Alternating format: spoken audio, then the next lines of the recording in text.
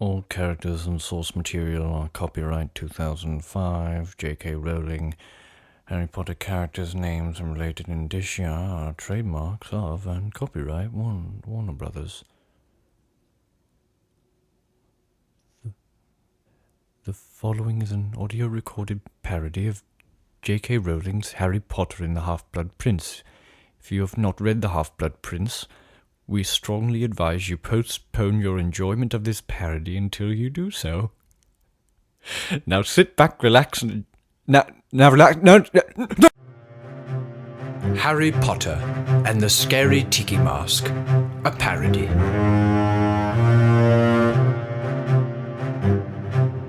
Scene 10. Harry Potter enters the office of Albus Dumbledore and finds himself in a very large, circular room full of wondrous and exotic magical objects. Harry notices in particular the sword of Godric Gryffindor hanging on the wall behind Dumbledore's desk, along with numerous portraits of Hogwarts' former headmasters. Dumbledore himself sits at a desk immersed in one of his books. Struggling with it, actually.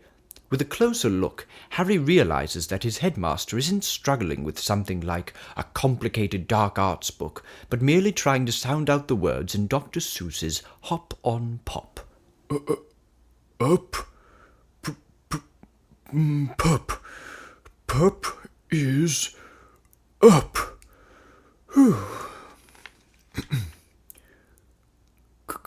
Cup, pup. Pup in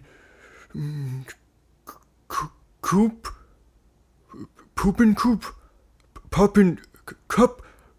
What? What does that even mean? Oh. Good evening, Harry. Good evening, Professor.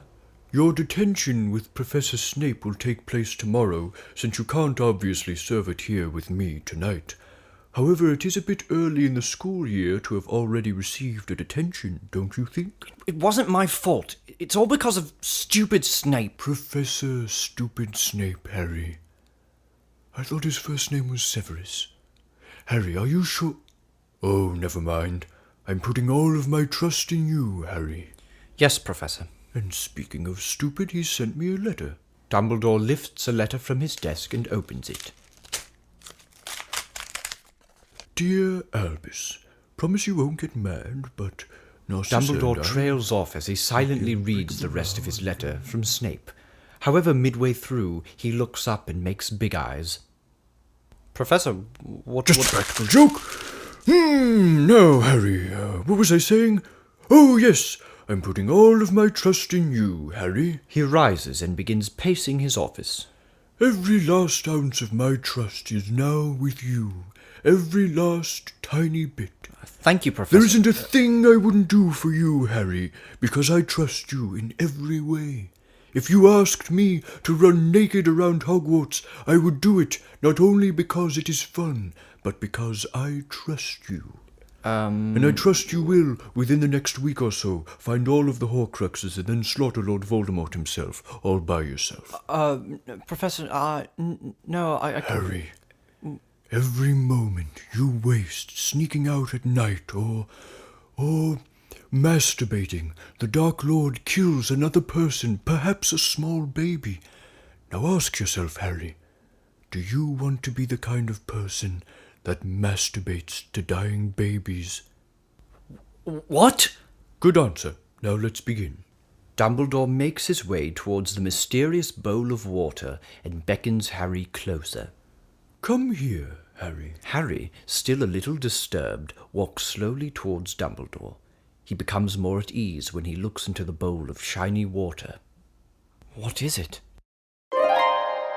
It's a pensieve containing all of my most important memories, and I keep them in here so that I don't ever forget them. I've also borrowed a few memories from other people, memories that will help us in our investigation of Voldemort's Horcruxes. Wow. Indeed. Now, Harry, if you would just look into the pensieve, I can show you an important memory of mine. Harry stares closer into the pensieve, but nothing happens. I don't see anything. Do I have to cast a spell, or... Shut up. I mean, what do I have to... Dumbledore shoves Harry's head into the pensieve water. Harry is then transported into one of Dumbledore's memories. Harry finds himself in a bedroom. He looks around and sees something on the other side of the room moving in the bed. It turns out to be... Professor Dumbledore, what are you... Professor McGonagall? Oh, Albus. Oh, Minerva. Your beard is tickling my tummy. Just relax. Back in Dumbledore's office, Harry is flailing wildly around in the water, trying to free himself and escape the awful memory. Dumbledore takes no notice of Harry's struggle. He looks at his timer. Time's up. Now, I hope you learned a thing or two from that, Harry. Otherwise... What the hell, Professor? I beg your pardon? What's wrong with you? That was disgusting. Well, of course it was a bit bloody and took a while, but I'm sure you learned some new moves. Moves? Yes, in my battle with Grindelwald, I thought you would be able to learn a few things that would help you against Voldemort. Professor, that's not what I saw. Well, of course it isn't, Harry. You're not wearing your glasses. He is. Dumbledore simply removes his own glasses and tries to place them over Harry's first pair. Harry smacks Dumbledore's hand away, sending the moon-shaped spectacles to the floor. Harry points to the pensieve. Go look at the memory you showed me. Harry... Just look. Dumbledore gives in and places his own face gently into the pensieve. After about 10 seconds, Dumbledore lifts his head. Good Lord, I'd forgotten. Well, I suppose it's a good thing you didn't see the one with me and Hagrid. Harry's mouth drops open.